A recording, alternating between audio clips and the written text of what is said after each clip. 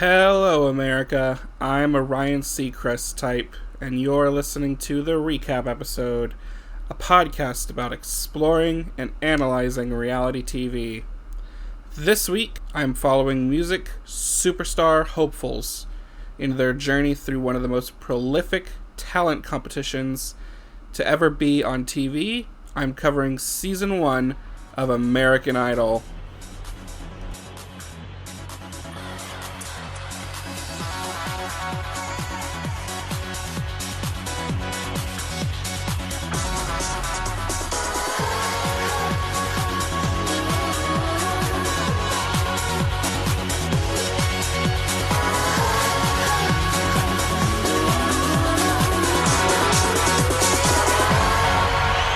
For better or for worse, I'm not Ryan Seacrest. I'm your host, Walker. This is the Recap Episode. We're talking American Idol. You just heard the opening theme to the entire series that plays at the start of every single episode. I think it's a fun theme, so I wanted to share it. American Idol is one of those shows where I feel like everyone's heard of it, or at least some iteration of it, because it was adapted from another show pretty directly, and has also spawned, that show and American Idol have spawned many other similarly structured singing and talent competitions. So everyone knows the format, and honestly, some of the people and the characters that are on American Idol, those characters are attached to their names forever. And we'll get into that. So what is American Idol? American Idol is a talent competition reality show. Unlike a show where you are just following some people in their lives, or people have been put into some kind of alternate structured reality, as we call it, like a Big Brother situation. This is a talent competition. So we have people who voluntarily submit to some kind of screening process. They want to perform. They want to be well-known, they want to be discovered. That is the end goal for people who participate on these shows. For American Idol, what it sets out to do as a show and as a contest is very similar. It wants to discover some previously unfound talent. So where did American Idol come from? In New Zealand, there was a show called Pop Stars, which was a talent competition. There's a TV exec and music industry exec, Simon Fuller, in the United Kingdom, who saw Pop Stars and wanted to bring that format to the UK. So he grabbed it, he added on to it, he added on telephone voting, he added on highlighting contestant backstories, and incorporated a bit of the real-life soap opera storytelling structure and format into the series. It was a huge hit in the UK. I will cover both Pop Stars and Pop Idol, the UK show, at some point in the future. Pop Idol producing Will Young as its first winner, who I believe went on to chart number one for a while in the UK, in part because of the success of Pop Idol. Fuller and Simon Cowell, who was part of the show and will be part of American Idol, wanted to bring this to the US. Along with TV producer Simon Jones. They tried to sell the format to various companies, various networks. They were initially not successful. However, it was Rupert Murdoch's daughter, Elizabeth. Rupert Murdoch is head of Fox. His daughter Elizabeth saw the British show. She was a huge fan, so she pushed her father to buy the series in 2001. Fox executives did want to change the format, but Murdoch actually insisted that it stay the same as the British version. The only change that was made, aside from, American culture kind of getting its fingers all over it, was that the show had to include a half-hour results show the day after each performance episode to accommodate different U.S. time zones. Otherwise, doing the telephone voting would have been a nightmare. Instead of Pop Idol, the show got renamed. It became American Idol, The Search for a Superstar. Future seasons, that just is American Idol. And honestly, most of the time when you watch the show, everyone just calls it American Idol. Again, the series involves discovering recording stars from unsigned singing talents, with the winner determined by American viewers using phones and later internet platforms and SMS text voting. But for season 1, you had to call in. It was back in 2002. Season 1 debuted on Fox on June 11th in 2002. It was one of the big summer shows of that year. Ended up, potentially unexpectedly, being like the show, the hit of the summer. And the competition, as aired, lasted all the way through the summer. I believe the last episode was either late August or early September. So it was entertainment for the entire summer season. Early June to, again, at least end of August. There were 2 hosts. We had Ryan Seacrest, who would go on to host the show for all the remaining seasons, and Brian Dunkelman, who was only involved in hosting for season 1. This 2-host structure also followed the Pop Idol format. They retained that on. There was a plan to have 4 judges also following the Pop Idol format. Only 3 judges were secured by the time auditions had to start. And those 3 judges, as we got to meet them and get to know them in every single episode, were Randy Jackson, a record producer and music manager who will remind us over and over again throughout the show that he worked with Mariah Carey, among other artists.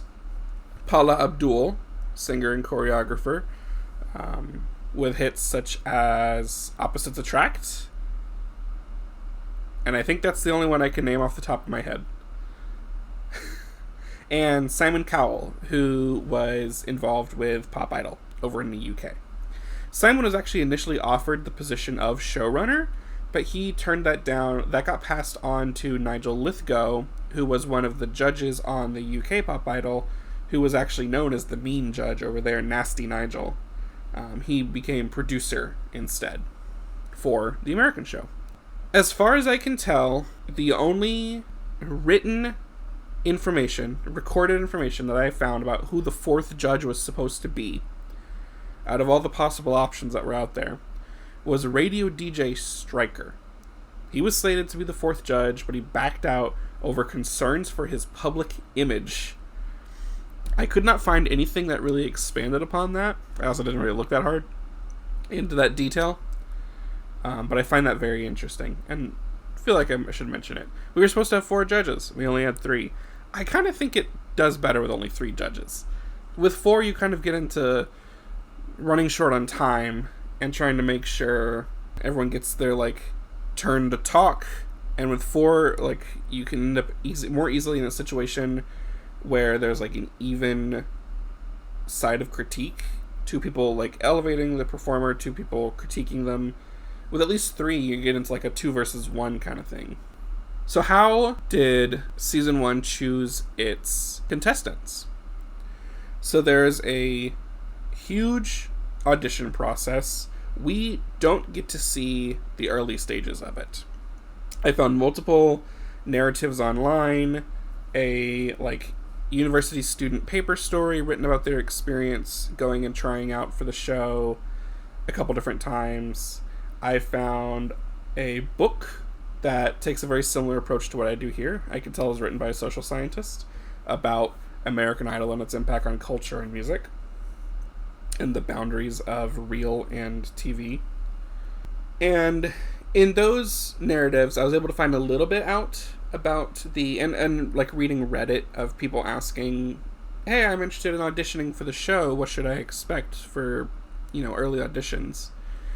The early auditions, anyone, age limit for season 1 was 16 to 24. So anyone in that 8-year age range could come. They could sign up to audition.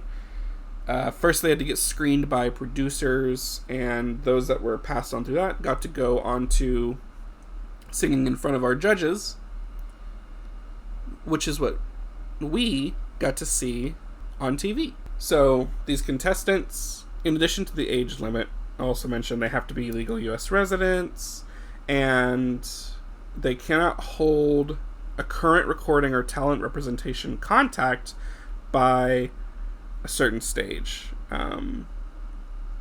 And they also cannot have previously made it to particular stages of the competition. That doesn't, matter for season 1, but I feel like mentioning it here. So, for season 1, our contestants go through 3 stages of cuts. We have the brief audition with a few other contestants in front of selectors, which may include the show producers. Then they sing in front of producers, and then they audition in front of the judges, which is the only audition stage that is actually shown on television. Any successful contestants who perform in front of the judges are sent to Hollywood. On average, between 10 and 60 people in any given city could end up being passed on to Hollywood for the next round. And apparently across all the seasons, there's an average of 150 to 200 contestants that make it to Hollywood. In season 1, we end up with 121 contestants. They held auditions in LA, Seattle, Chicago, New York, Atlanta, Dallas, and Miami. In that order, actually. And once you're done with those auditions, that's really when, as a contestant, you are on the show. Hollywood Week, truthfully, is when the true reality TV elements start coming into play. We do get a little bit of backstory, contestant personality during what we see for the audition week, or auditions episode. But that episode is more focused on being entertaining, I'm not gonna lie, and kind of setting the stage, introducing viewers to the competition, to the judges, and to what the audition experience was like. Once we get to Hollywood, that's when it really becomes an actual entertaining show. Season 1 aired 25 total episodes, which, I'll just say this now, and I'll probably say it again at the end. Watching a show like this live, as it's airing, seeing it weekly, and only being able to see it weekly, is a lot more exciting, I imagine, than doing what I did, which was marathon the entire show across 4 days. I was able to watch the entire season. I'm happy to share that. I had to watch it on Dailymotion, which was a trial and tribulation of its own, but I was able to watch it, and I marathoned it, which, while cool, and I've never watched really American Idol, I wasn't really interested in it. I will say it was very entertaining, which made those 25 episodes easier to watch, but 25 episodes in a row, and most of those just being performance, and then let's see the results of the voting. It did drag quite a bit by the end of the season. If you're interested in watching American Idol Season 1, once you get to the finalist episodes, I almost recommend just finding a YouTube video that is a compilation of all finalists' performances and watch that instead. That way you can see the performance. I'm sure you could also find compilations of the critiques, but all the information about contestant progress, what they specifically sang, that's all on Wikipedia. It's nicely laid out in a nice table. So watch it if you are an American Idol fan, a talent competition fan, if you want to see what the show's about. That's why I watched it, because I never have, and I wanted to see what it's about. Even though I kind of had a general sense, because again, of how big the show is.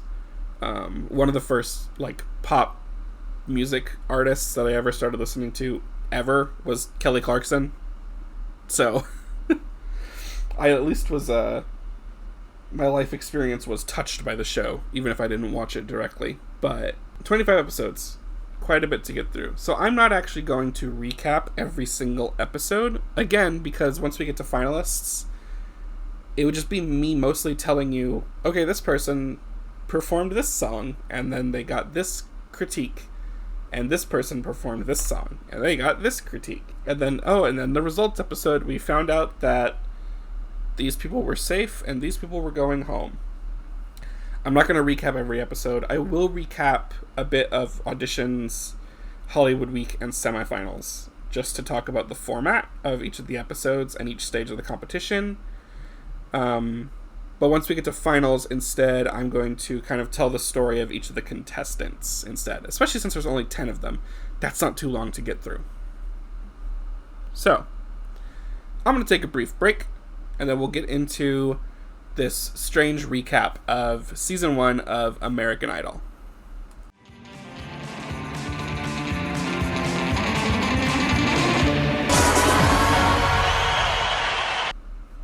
Alright, episode 1 is auditions. We get to see the audition process. We get to see a lot of people who are trying to make it onto the show go and sing for the judges. During this episode is when we also get the exposition dump about the show. This is the first season, and this is when people had been turning in the first time, or a majority of people. So we get told the show originated in the UK as Pop Idol. We get told they held auditions in 7 different cities. And then we get to start seeing examples of good and bad auditions. We're going to see a lot of bad auditions. That's where most of the entertainment factor comes for this show, is this voyeuristic schadenfreude, as I say, of watching someone do their audition and do it badly. And in part going, well, I would do it better than that. Or at least that's not me doing it that way. This is when we get to meet the panel of judges, who the hosts say had to suffer through days of these auditions. We meet Randy, we meet Paula, we meet Simon. Simon here takes the moment to tell us, the audience specifically, that his mission and the show's mission is to tell people who have no talent that they have no talent. They want to show America that auditions are tough and the process to getting to be a star is difficult. 2 elements make American Idol as great as it is. One of those is the viewing public interaction, getting to vote for who they want to be in the competition. The second one is Simon Cowell, and by extension his interactions with the judges and the contestants. Simon becomes characterized as the mean judge, the snarky judge, the British one, and he gets booed a lot throughout the show. But to his credit, he is trying to find the one superstar and the one who has the most star quality, the X Factor as he calls it, foreshadowing, to win this competition and become American Idol and win the record deal. I do have a fun note here that when Ryan Seacrest informs the public how to vote via phone, he pulls out a giant cell phone. It was 2002, so maybe that size is correct for the time period, but you definitely see people with much smaller flip phones later on. So I'm sure it was just a prop. We start in LA. We get to see clips of bad auditions. We go through a few of those. And then they break up the series of bad auditions they've shown us with a handful of really good ones. Specifically, contestants who will be going on to Hollywood. There are some characters here, and to their benefit, in a show like this, it does help to have an extreme personality. While for most of the judging, the contestants are being judged on their vocal talent, all 3 of the judges make a point of talking about the look, the style, the personality, the attitude, the vibe of what they're looking for in American Idol. You have some people who don't come across confident enough. You have people who are too confident. In LA, we get to see a few contestants fight back. We have one who is told no, but then she comes back into the room because she's like, so am I going to Hollywood or not? And they're like, you're not. In fact, here, I'll just play the interaction for you. I was just curious if I did make it, if I'm coming to Hollywood, because I think I have what it takes. We said no. We said no. But why?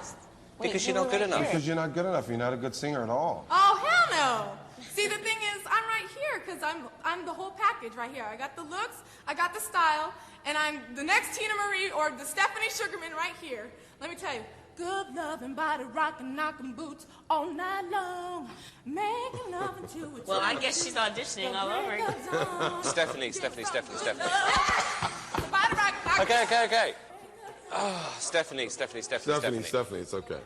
Listen, honey, auditions, you either get it or you don't. And you Oh, go I on know. to, honey, you go on to the next audition. I will. See you And later, you take, Stephanie. you take You the won't be criticism. coming to Hollywood. See you later. I will be coming to Hollywood, and I'll see you, and my millions are going to be there.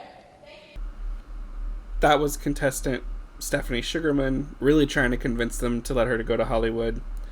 At LA, we also get to see Tamika, who I just feel so bad for because, I mean, she's not good, but everyone mispronounces her name and she has to correct them. And then the show continuously for the next couple of episodes continues to make a joke of mispronouncing her name and then having someone correct the pronunciation of the name. Which, say what you want about 2002 being a different time, it's still just not good comedy. It's someone's name, you gotta respect them, say their name right.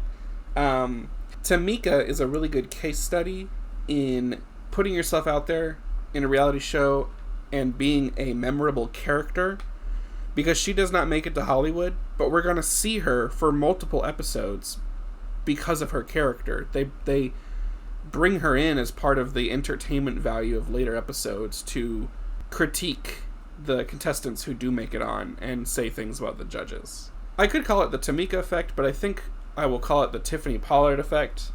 And if you know who that is, then you know exactly why. And if you don't, stay tuned for later episodes. So after LA, we move to Seattle. This is where we get to see our first sort of background sob story of the series and of the season. Contestant AJ Gill, we learn that he really wants to see if he can become a successful music star so that he can help his family out with finances. His mom and his 9 siblings. So, and to elevate this even higher, we had young contestants in LA. One of the ones that got passed on to Hollywood, they make a point of they emphasize that she's only 17. So is AJ. AJ is also only 17, and I believe he stays 17 throughout the entire competition. Immediately after him, we do get another kind of empathetic, tugging at the emotions interaction. We see one contestant who sings while holding a picture of her father, who used to be a singer and passed away. She also makes it to Hollywood, but Simon makes a good point here. Simon is telling this to the contestant Trinity, but you can tell that he is saying this for the viewing audience as well. Because he's done Pop Idol, and he knows he needs to clarify this for the American public. He appreciates Trinity telling him the story, but his judgment, and all the judges' judgment, is only based on her performance, not on her story, and they pass her on. And he really wants to push that to the American public. We go to Chicago. I have a note here where I just got to cut in. I have to say Paula Abdul's outfit in Chicago is very fun. She has a big white hat.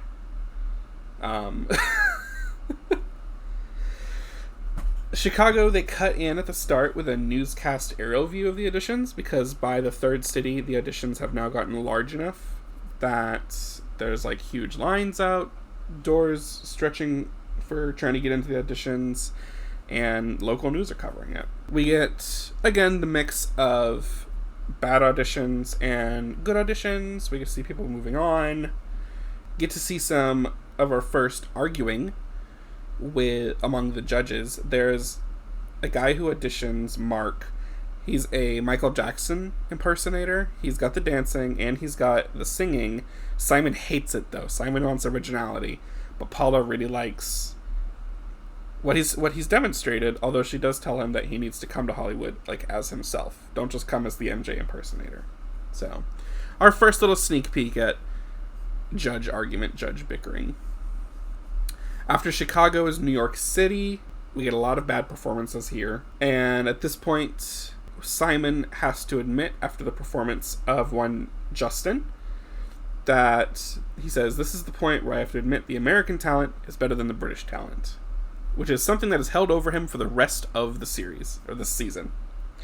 We go from New York to Atlanta. We get a really good instance of, like, the judge characterization and archetypes. Simon's the mean one. Who's the nice one? It's Paula. And Randy's kind of in the middle. So there's lots of instances of Simon giving a harsh critique, or maybe something that is a little bit too direct, and Paula will disagree. It turns out, by the time they got done with Atlanta, they had already gone over the goal of achieving 100 contestants passing on to Hollywood. But they still went to Dallas, they still went to Miami, and they found more people to pass on to Hollywood. And thank goodness they did that, because the winner of the season went to the Dallas auditions. That's the first episode. Dallas and Miami are pretty much the same as the other cities they went to. We see bad performances, we see good performances, we get to learn a little bit about some of the contestants. They tend to highlight the contestant, and the ones they give us more information about, maybe where they're coming from, or a little bit of, like, their story so far, are the ones who are going to go on to semifinals, the ones that or Hollywood Week. Setting up some of that continuous story thread going through all of the bad performances. We only really see really brief snippets. They like to do montages, like, here's a bunch of people who all forgot the lyrics to their song. Here's a bunch of people who all had excuses for why they didn't sound that well today. Here's a bunch of people who all, danced while singing, or what have you. And then we get, the standout bad ones. Any contestants who are arguing with the judges, anytime there's just a truly horrible performance audition, and then we get a good quip from Simon. Those are the ones they're showing us. For your entertainment, here's a brief collection of instances of Simon being Simon. Oh, Christ. That was terrible. I mean, seriously terrible.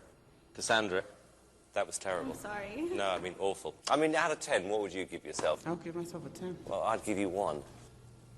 My advice would be, if you want to pursue a career in the music business, don't. When you entered this competition, did you really believe that you could become what you're standing on now, the American Idol? Yes, sir. Well, then you're deaf. Thanks. Bye-bye. Tara, you are absolutely gorgeous. Thank you. But your voice isn't gorgeous. Well, Jennifer, here's a new word. That was extraordinary. Thank you. Unfortunately, extraordinarily bad. Best singer in America. Oh, yeah. Right. I can honestly say you are the worst singer in America. Really? Truthfully... Well, that's my first audition, so... Well, I'm not surprised, and it should be your last. This guy, he can have 100,000 lessons. He cannot sing. You taking singing lessons? Very few. Who's your teacher? There was this lady up in Montana. Do you have a lawyer? No, I don't have a lawyer. Right. Get a lawyer and sue her. Hollywood Week is where we start cutting down all the people who have passed on and made it through those first rounds of auditions. So there's 3 rounds at Hollywood Week.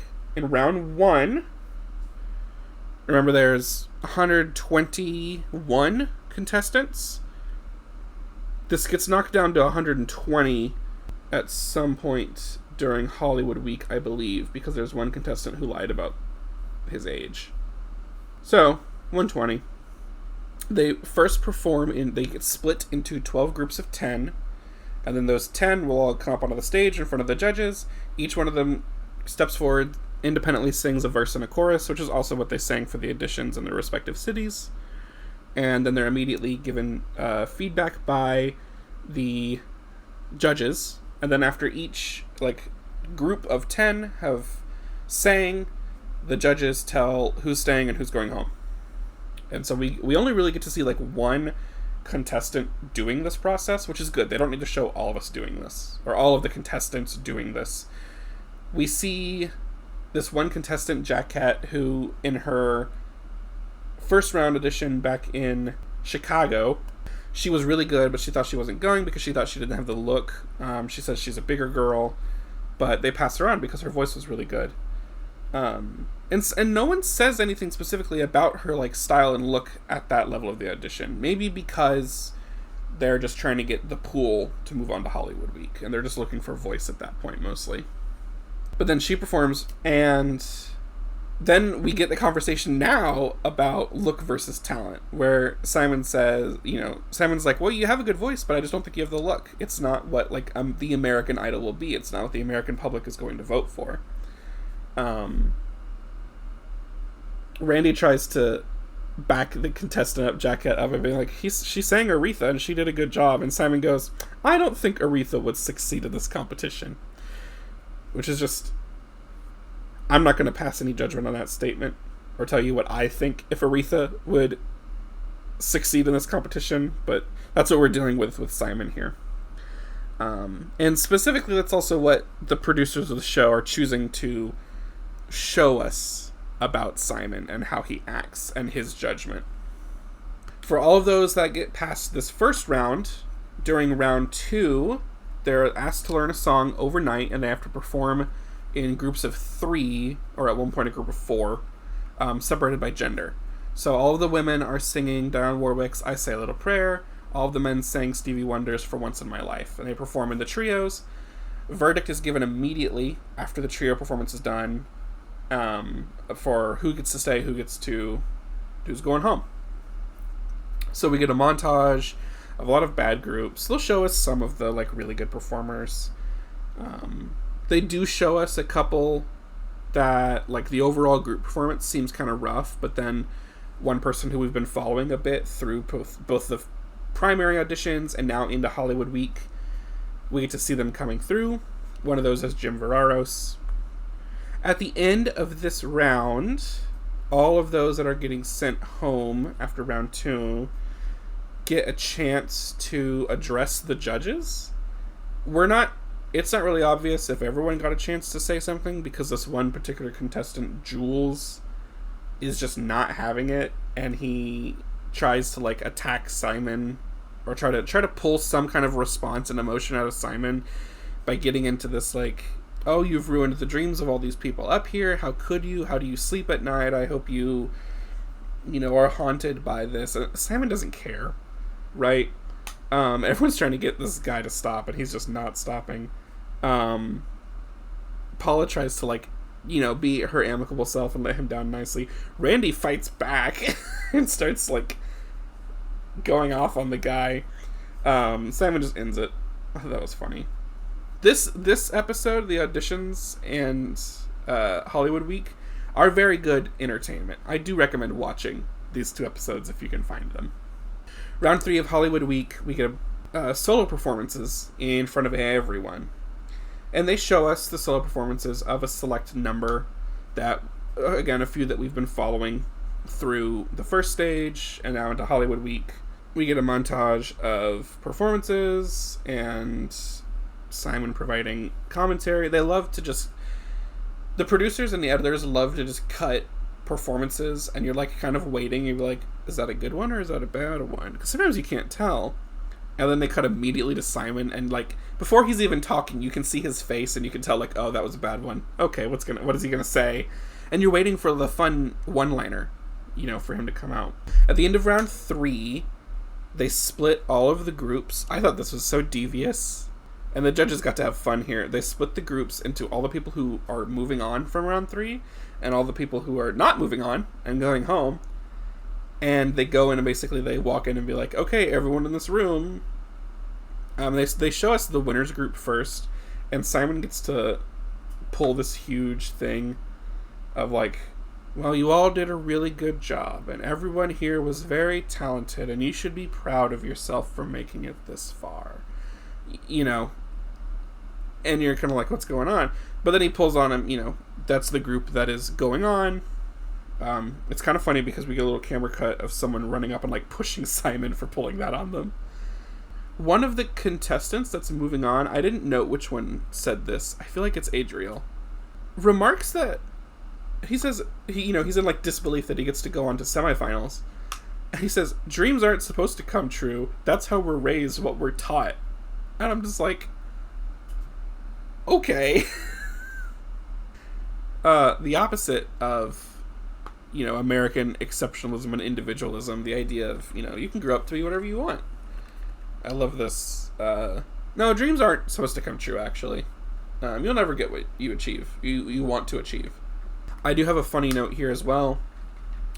When they go and tell the group of people who are going home after round 3 that they're not moving on, briefly Paula and Randy are doing this like apologetic, like, you all did a great job, you should all keep trying. They're trying to like console the group. The camera pans left just a little bit, and as soon as the like statement that this group is not moving on is done, Simon is out of there.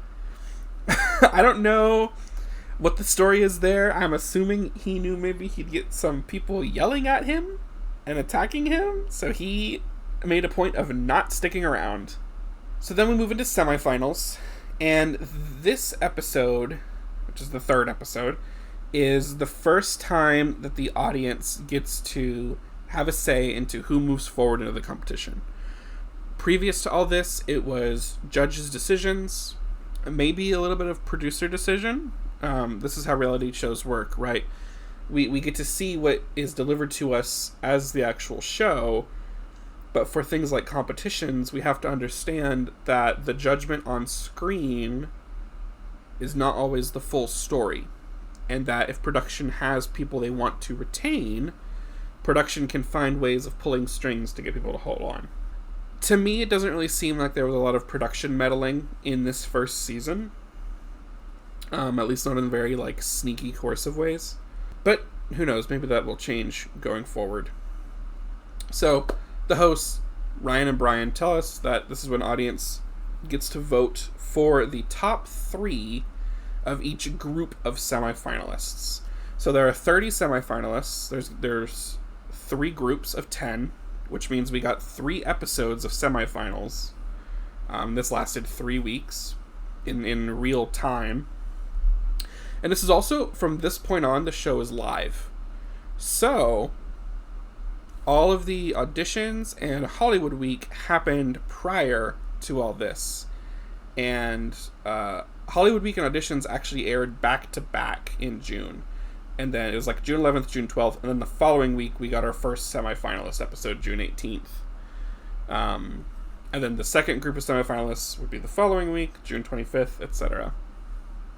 So we find out that the semifinalists got some vocal workshop training with Deborah Bird. They have a stylist there to help them with their looks and their fashion. And this time, all the performances are now in a rehearsal studio, which looks like a parsed down version of the big studio that the finalists all compete on. And there's a piano player, there's a small stage, and there's the judges. Because each episode of semifinals only has 10 contestants, we now get to actually meet these semifinalists a bit more. So between the performances, the hosts will briefly interview them. We get interstitials of, some B-roll of the semifinalists or the specific person that's going to be performing, learning a little bit about their story and whatnot.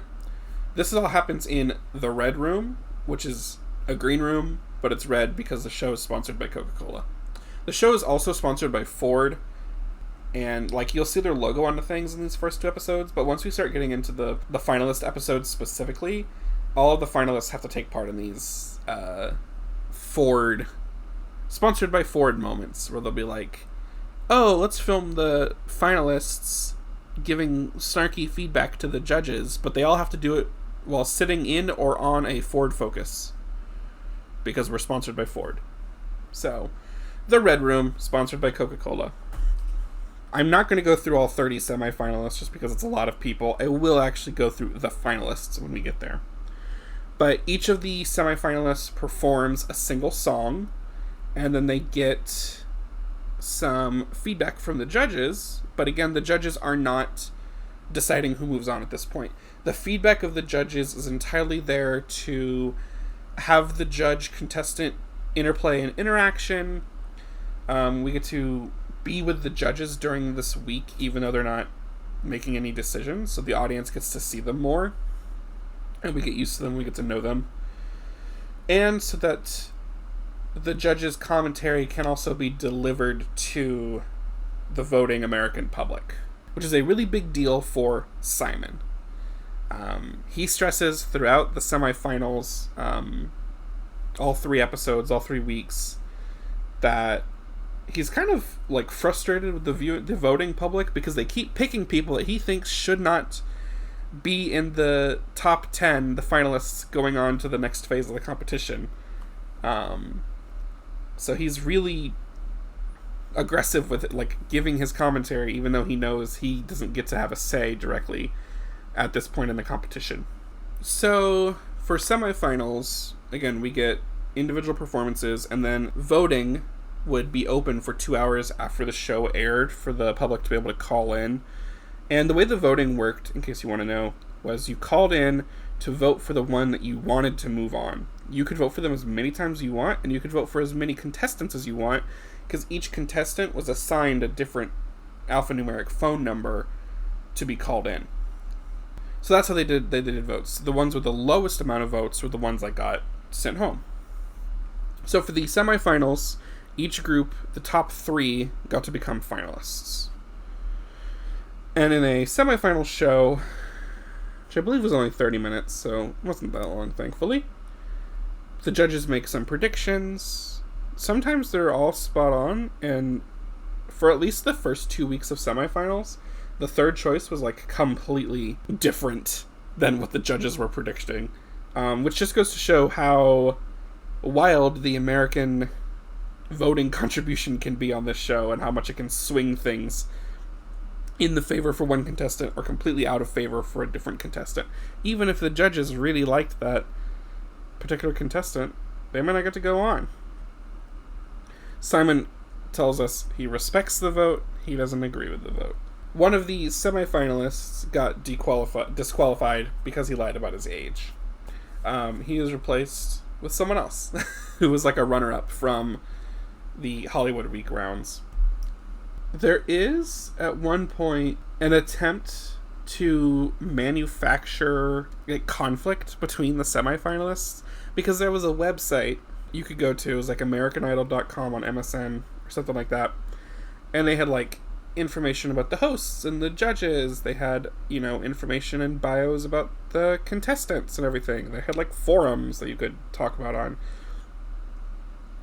And someone on the website was trying to like say things about 2 of the semifinalists, and they were like having a drama, and then it just turned into nothing. The host tried to like prod at it and turn it into something, and both the semifinalists were just like, what? No, that's stupid. Anyway, moving on. So after the 3 weeks of semifinals, America has chosen a top 9, but they actually want a top 10 contestants. So there's a wild card show. It's an hour long. 5 of the semifinalists who did not get selected by the voting, chosen by the judges, get to participate in the wild card round. Each of them sing again, and they get critiques by judges. And then at the end, the judges have to choose one of them to be the top 10. I will point out, this is where we get an interstitial cut with Tamika from the auditions episode. They brought her back during the results episodes of one of the semifinals weeks to provide her own commentary about the performances of the semifinalists. And her kind of like, oh, that wasn't good. I could do better. I should be in semifinals, that kind of thing. It's hard to tell if she actually believes that or if she's just playing up the character so she could be on TV more, but it is entertaining. And the same thing happens again during the wild card episode. Here they just brought her back because they're doing fun things with like, who gets to be the 10th person, who's going to take the 10th chair, and they pan over and expecting the chair to be empty. Tamika's there. That is kind of fun, I will say. We do actually get to see judges' deliberations for this part. The last time we got to see that was during Hollywood Week for round 3. They gave us very quick little cuts of the judges being like, I don't like this person. Very like broad things. You can't tell who it's actually going to be about. For this judge's deliberations, because there's only 5 people, they actually film and air what the judges are saying about each of them.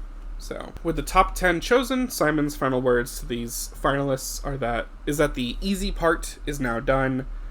Next week, everything is live orchestra, live studio audience, and people are going home. Every episode from here on out of the finalists' performances, as I collectively call them, is the same exact structure. So again, I'm not really going to cover what happens in every single episode.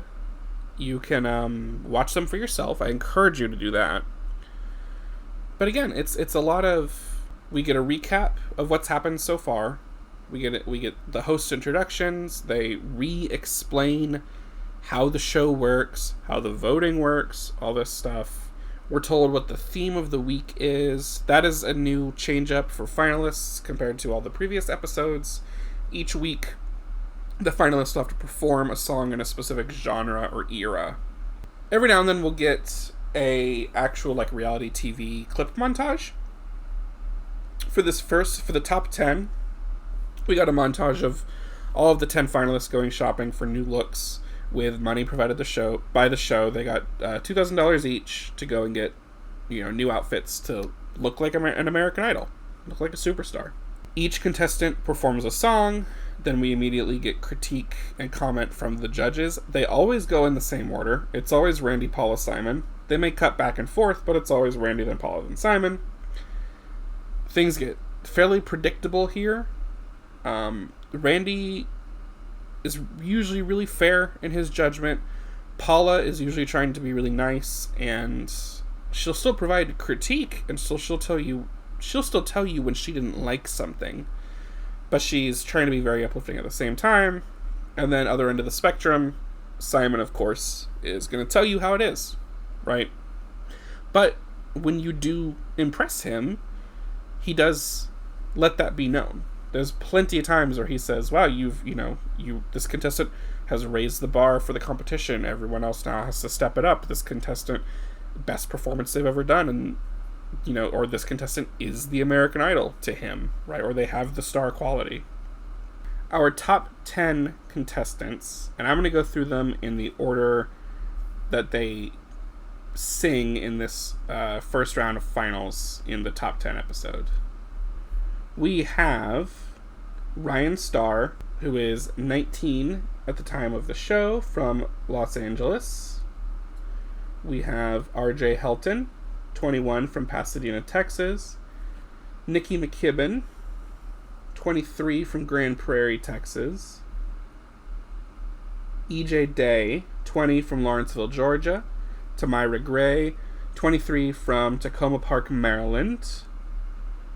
Justin Guarini, 23, from Doylestown, Pennsylvania. Jim Veraros, 19, from Crystal Lake, Illinois. Kelly Clarkson, 20 years old, from Burleson, Texas. AJ Gill, 17 years old, from Tacoma, Washington. And Christina Christian, 21 years old, from Brooklyn, New York. Those are our 10 finalists for Season 1. The theme for the top 10 week is Motown. The first contestant to be sent home is EJ Day. He was the one who was actually brought back into the semifinals after that one contestant was sent home after being disqualified for lying about their age. So he was already kind of coming in on a bit of a uphill battle and then got sent home in the first week of finals. But they actually sent 2 people home the first episode. So we go from a top 10 to a top 8. The other one that goes home is Jim Veraros. His story we've actually been seeing pieces of since the very first episode with the auditions. We find out that both of his parents are deaf. He really wants to be able... He loves singing, but his parents can't ever hear him sing. We get a sad story here. But he likes to sing. We get to see him stumble through the audition and screening and selection processes quite a bit. Not always the greatest, but so good. But then in this first week of top 10, it's just not good enough for the American public to carry him forward. In part, I will say I think this is where Simon's influence can come into play and the judge's influence in general.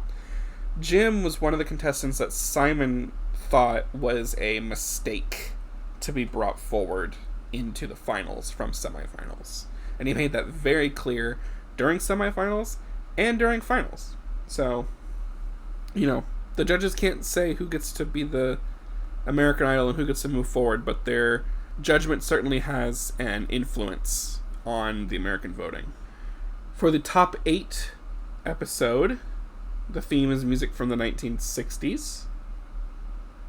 There's some pretty fun performances this episode, honestly. And this is when we start getting group non-competition performances.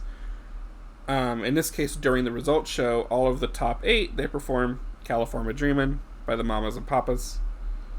AJ Gill gets sent home this episode. He was the one who's youngest during competition 17, the one who really wanted to break into music stardom to try to help his family out financially. And again, AJ's good, but wasn't good enough to be the American Idol, is how Simon put it. It's kind of funny. I will note here in my like show notes, because when I watch the show, I take notes on what's happening and my own thoughts. I have this written in red. It says, make a note to see if audience behavior is ever reined in a little in the future. For the finalist episodes, they're all doing it in front of a live studio audience, and this audience is wild. You can tell the hosts and the judges struggle to kind of like get them to quiet down so they can do their job and speak. and I can now tell myself from the past that no, they never get the audience reined in. All throughout the finale even, they're still trying to like, Ryan and Brian will be like, okay, everyone quiet down. We need to like get through the show. And it's all live, so Ryan and Brian are also constantly, through the performances, through the semifinals, through the results shows, they're constantly doing like, okay guys, we need to wrap it up. We need to get going. We need to move on. Trying to, meet that TV time slot. For our top 7, this was music from the 1970s. We're moving forward in time. For this episode, I will say Ryan opened the episode by saying, Ryan Seacrest, he opens it by going, you guys remember AJ Gill? You liked him, right? Well, apparently not enough, because last week you booted him off, which I thought was a really funny way to start the show. We did get a little interstitial of like a reality TV moment. We got to see behind the scenes for a photo shoot with US Weekly for the contestants. 1970s week. This week they lost Ryan Starr, who had a bit more of like a rocker vibe going on, but was kind of struggling to do music from these earlier eras that didn't really fit the genre she likes to do and prefers to do and is practiced at. So that's where she got chopped. The non-competition performance for the results show, the top 7 performed Joy to the World. If you don't know what song that is, it's the Jeremiah Was a Bullfrog song that at the time of recording this podcast episode, I have heard plenty of times because Michael's, the craft store, has been using it in their YouTube advertisements, which I get a lot. So, top 6, the theme was Big Band. This was such a fun episode. If you want to listen, go listen to a compilation of all the performances, but see if you can, if you're like, I don't want to listen to all of them, go listen to the Big Band episode, August 6th of 2002. And listen to them perform these songs, because they all do such a good job, in my opinion. This week, Christina Christian is sent home rather unceremoniously because she's actually, during the results show, in the hospital sick. And then in the show, we just it turns out she was the one that got sent home. So, sorry you can't be at the live performance to, do your send-off. Oh well. Top 5, they switched to a type of song for the theme. This week, their theme is Burt Bacharach love songs. Everyone had to sing a Bacharach song. And he was there, actually, as well, to provide them coaching on how to do these songs well. This week, they lose RJ, who, by this point in the competition, Simon had told him a few times that it's the top 5, and RJ is just out of his depth, out of his league at this competition. He's good at performing, but everyone else is just far above him. They're more the American Idol than RJ is. So RJ is sent home. In our top 4, things change up a little bit more. We do music from the 80s and the 90s. This time the top 4 each perform twice. So they do once, and then they go through them all again in the same order. They didn't have to do like one song each from the 80s and 90s. It just had to be from collectively those 2 decades. Like, I think a few do 2 different songs, like from the 80s, for example. This episode we lose Tamira Gray, which was like a big upset in the competition so far. The top 4 at this point were Tamira Gray, Nikki McKibben, Kelly Clarkson, and Justin Guarini. Kelly and Justin were clearly the like front runners of the competition, but Tamira had knocked it out of the park. Like every single performance we saw of her, there was not much that was critiqued. It was always really good and outstanding. And then something happened in this week. It was weird. In my notes I say like maybe the song style just isn't good for Tamira, but I didn't like her performance. And then the second one, the style fit her better. And the judges were like, this is incredible. Paula told her, she said, Whitney, Selena, Mara, they need to move on over because Tamira's here. Simon says America should be very proud because she is a world-class performer.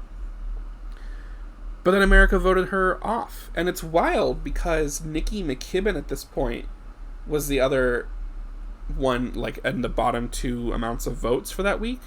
This was Nikki's 3rd time in the bottom by this point. 4th, actually, in a row. Top 7, top 6, top 5, and top 4, she was in the bottom 2. So prior to this week, she was in the bottom 2 for amounts of votes 3 times. But then she got saved over Tamira. Huge upset. Wild. I will point out, when Tamira is eliminated, the audience is very upset, but everyone gives her like a standing ovation because everyone can kind of tell, like, wait a minute, that's not right. But okay, I guess America chose Nikki over Tamira. The top 4 do perform a Paula Abdul medley as their like non-competition performance, and it's very cute. You can tell Paula is just like tickled that this is happening. During top 3, this is when we get very short hometown visits. Camera crew goes to the hometown, interviews family, interviews friends. They get some B-roll footage of the top 3 being on local news shows, talk shows. Justin got to meet the mayor of Philadelphia.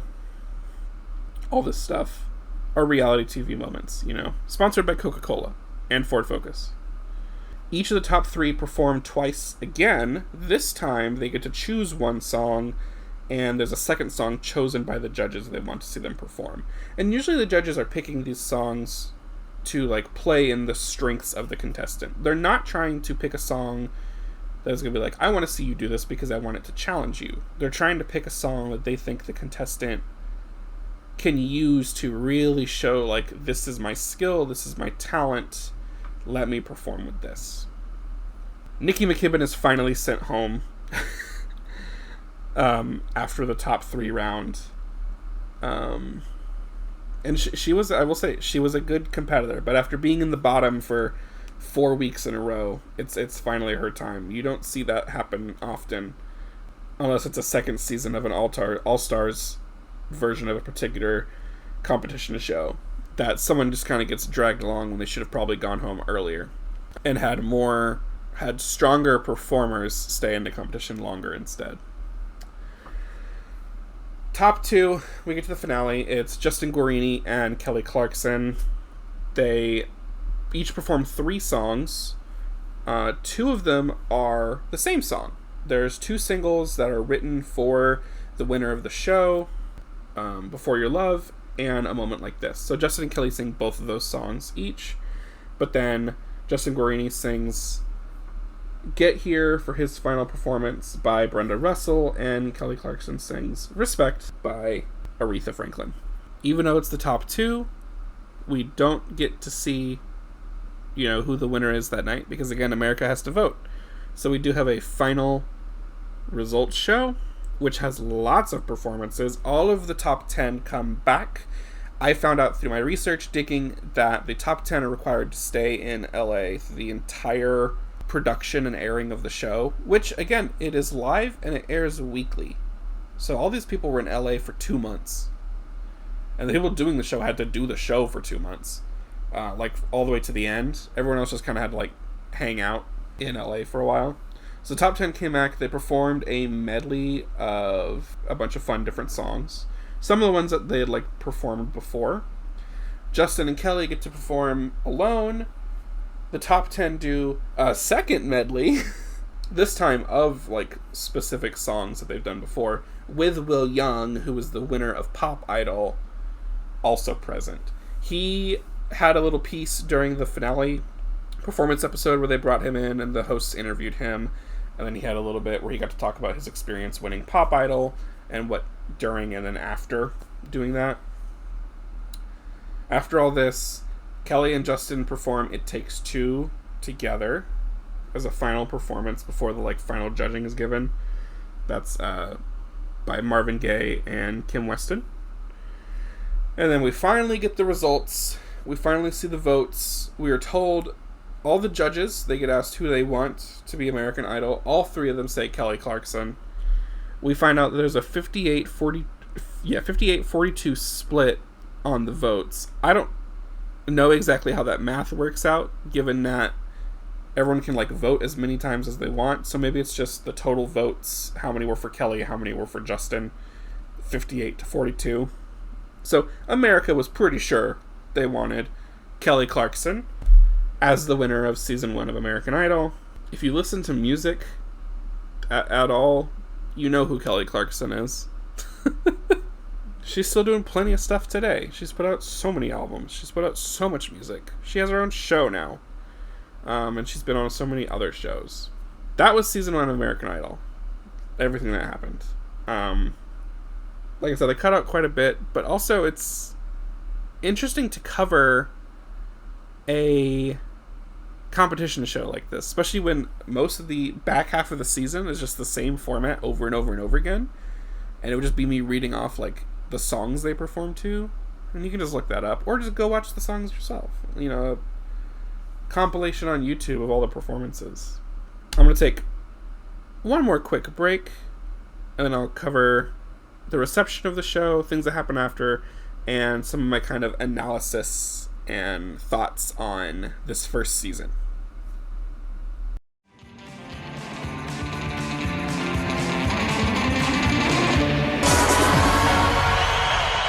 So how was season 1 of American Idol received? For the viewing audience who got to participate in the direction of the show, they loved it. Most of what I can find from at the time was the show was entertaining, it was good for the summer season, and they kept coming back.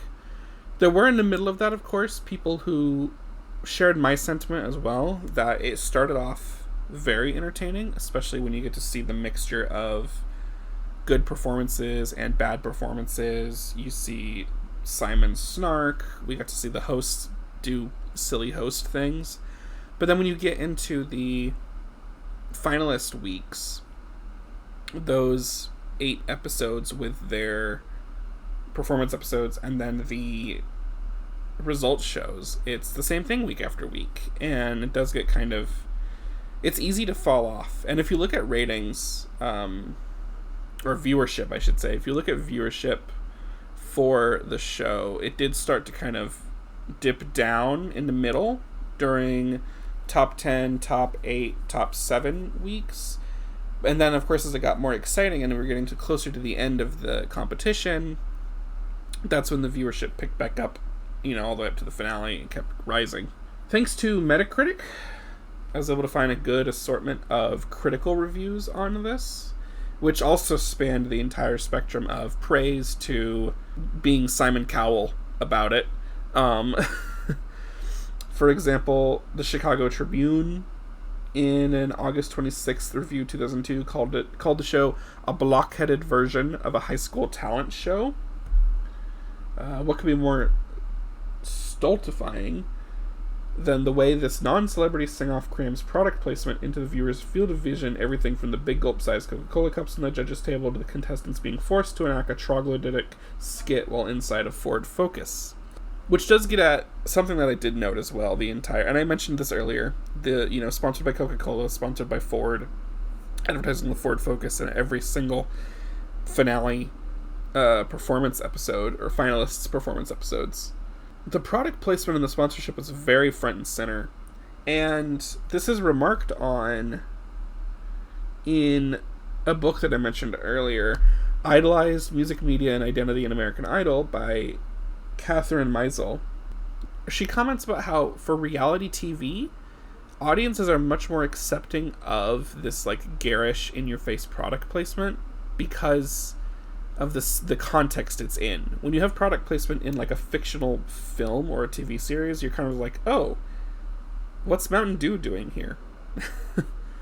Or I think like one of the insurance companies sponsored Avengers, right? So there was like in the final battle scene or something, there was like one of the insurance storefronts there, and you're kind of like, oh, what's that doing there? But when it's real situations, you kind of have this thing of like, at least for the Coke stuff, you're like, oh yeah, that's just a real person grabbing a Coke to drink.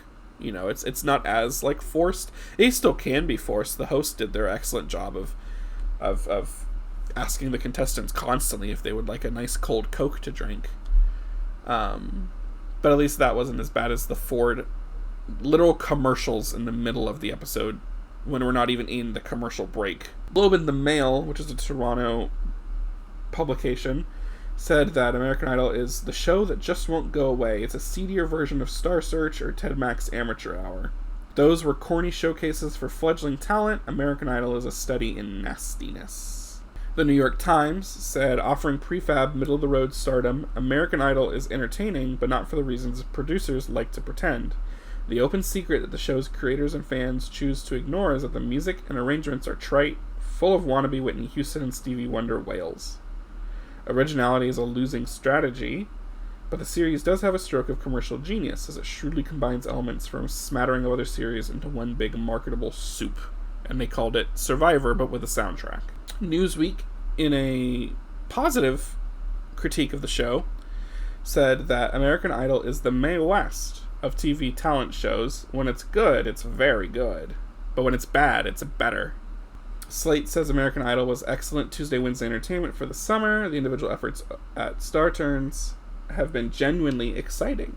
For our part, American Idol fans, who watch chiefly to see if we can pick a winner, have become accustomed to the show's tackiness, its repetitions, and its garish product placement. You know, depending on what type of viewer you are, will really mediate how well you interact with a show like this, and all of its pieces that come together to produce some kind of composite whole. Personally, I found it entertaining, especially the first half.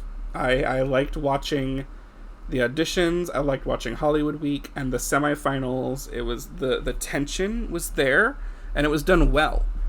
When we got into the finalists, again, it just became kind of repetitious. Although I did watch, you know, I like watched and listened to all the performances. The only time I ever skipped like through anything was sort of the wrap up, when they are being like they'll recap all the performances at the end of the performance shows with all the phone numbers so you know who to call. I don't need to say it again. I'm not calling, so I skipped through. And then the results shows had a lot of filler, either sponsored segments, more recapping. Every now and then the results show would have, you know, the hosts asking the current contestants how they feel about the performances or critiques they got. But they do have to fill the 22 minutes, 30 with commercials. So the hosts got really good at dragging out, revealing who was going home, who was staying. But it is entertaining. I'm very interested to see how the show evolves in future seasons. This is going to be one that I definitely will eventually do every season of, because I want to, again, see how it evolves. I know the judges change. I know the format changes. I'm very curious to see how judges' critique and commentary change as music style over the last 2 decades has changed, and how that plays like with different judges. I know at one point like Ellen is a judge. I don't know what she's doing there. But it should be interesting. You know, I'm curious about the future of this show, which is a good place to be in for someone who watches reality TV to make a podcast. On the topic of what the show says about music, I think it's a really good glimpse into what was popular in music at the time. we heard a lot of Whitney. A lot of people who did the auditions sang Genie in a Bottle. Like, a lot. You know, a peak for Christina at this time period. But we heard a lot of Whitney. We heard a lot of Stevie Wonder. Just throughout the competition. But I think it's a very interesting glimpse into what is popular at the time. What are the songs that the contestants choose to sing? What style of singing do they do? And what are the, like, characteristics of their voices? And it's interesting to see what the judges like and prefer and what they want to see, and then what America chooses to move on, what they like. I think that in part is why Nikki McGibbon was chosen over Tamira at the top 4, was Tamira tried something a little bit different that week, I believe, and like the American voting audience were like, ooh, we didn't like that. We like when Tamira sticks to what she's really good at. And that's why she potentially got voted off. But it's interesting, you know, like, the genres, like, everything was pop, R&B, you know. Is there anyone who goes on American Idol and their, like, performance is a rap song? You know, it's curious to think about.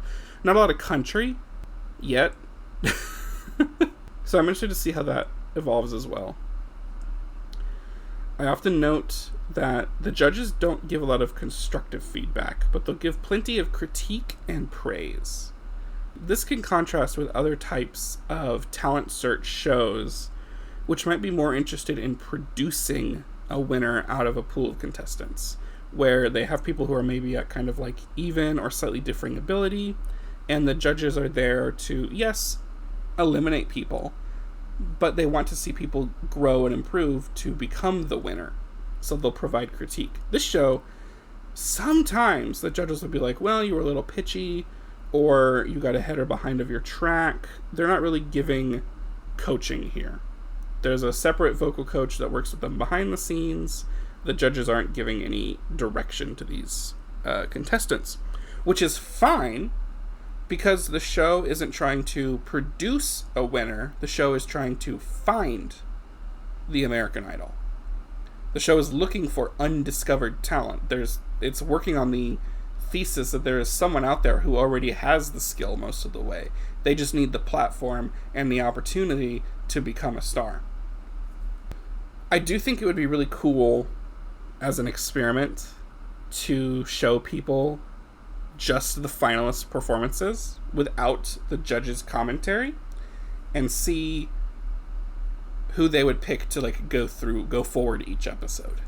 Just because we have to recognize that while there's not a lot of manipulation perhaps by production in this season of this show, at least as far as we can tell, the judges' comments during semifinals and the finalist rounds definitely have the power to influence the American voting public, which I think is why it's so important for Simon to come back week after week and sometimes apologize to contestants that he had perhaps given too harshly of a critique to. An interesting consequence of the show being filmed and aired live once we got to the semifinals rounds for the entire rest of the competition is that not only did America have to wait each week to see what was going to happen next, all of the contestants, the hosts, and the judges, and the producers, anyone involved with the show, after they put out the show that day, could go watch it themselves. It ran reruns, or people would tape it or something. And so there was a lot of like mention of that as well. Simon would say, he's like, yeah, I went back and I rewatched it and I realized I was too harsh on this person. Or the host would even ask during the brief interview moments with the contestants, oh, did you get to watch yourself and see how you performed last week? How do you feel about that now? Or like the night before, if it's a results show. Which I think is very interesting. And it gets a little bit about like the difference between watching it live and my experience watching it now. I mentioned this near the top, but like when you're watching it as it airs, you have to wait week to week. I watched it as a marathon. I also watched it going in knowing that Kelly Clarkson was the winner. Which certainly, I like tried to ignore as much as I can. Like, oh, is Kelly going to do well? Like, of course she does. She wins. Kelly actually did so well in this competition that I'd be interested in seeing people who have watched the whole season, asking them when they figured out that Kelly was going to be the winner. I think Kelly officially was the winner after her performance of I Surrender, by Celine Dion during the top 4. That performance was so good, so solid, and she had performed It's Raining Men in the first round of that episode because they got to perform twice that week before that, and that performance was also really good. I think that week was when that sealed her in as the winner of the season. We still had to get through Nikki and Justin, and technically Tamira, but that's when I think Kelly won. Some people may say Kelly, secured that vote in week 1 because she was the first person to receive Simon's comment of "you've raised the bar in the competition." So the big final question I come down to for American Idol is I have to ask, what does the show do for the participants? For the viewers, it gives them an entertaining competition series with stakes and tension and musical performances. And if you like Ryan Seacrest, a little bit of his comedy.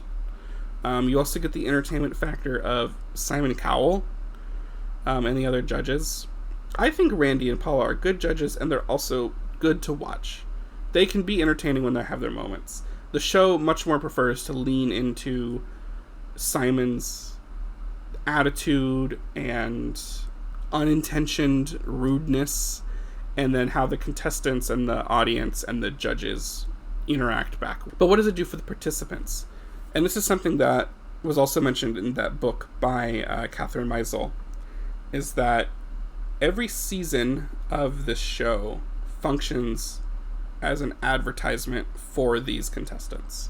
The winner gets a record deal, but they also get to release the singles they perform in the last 2 episodes. So the show is an advertisement for, well, you just watched Kelly Clarkson rise to stardom, and now you can listen to her first 2 singles, a week later.